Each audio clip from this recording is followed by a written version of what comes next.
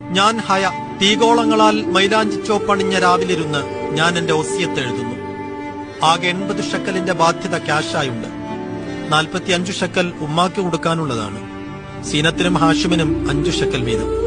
ഇബത്താത്തയ്ക്കും മറിയമിത്തയ്ക്കുമുണ്ട് 5 ഷക്കൽ കൊടുക്കാൻ. പിന്നെ അബൂദ് മാമനും സാറേളാമയ്ക്കും 5 വീതം. ക്യാഷായിട്ടുള്ള ബാധ്യത അത്രയേ ഉള്ളൂ.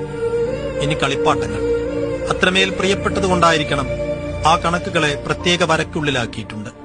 4 പേർക്കായാണ് അവ വീതിച്ചു നൽകേണ്ടത്.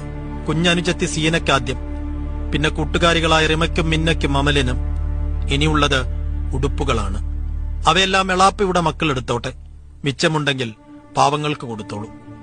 ബാക്കിയുള്ളതെന്റെ ചെരുപ്പുകളാണ്. എന്റേത് മാത്രമാകുമെന്ന് കിനാവ് കണ്ട എന്റെ മണ്ണിനെ ചുംബിച്ചു നടന്ന പാദരക്ഷകൾ എല്ലാം എടുത്ത് കഴുകി വൃത്തിയാക്കണം. എന്നിട്ടവയും പാവങ്ങൾക്ക് കൊടുത്തോളൂ. അവസാനിപ്പിച്ചതാണോ എന്ന് ഉറപ്പില്ല. ആ പേജ് അവിടെ തീരുകയാണ്. കിട്ടാനുള്ളവ കുറിച്ചുവെച്ച മറ്റൊരു പേജ് ഉണ്ടാകുമോ?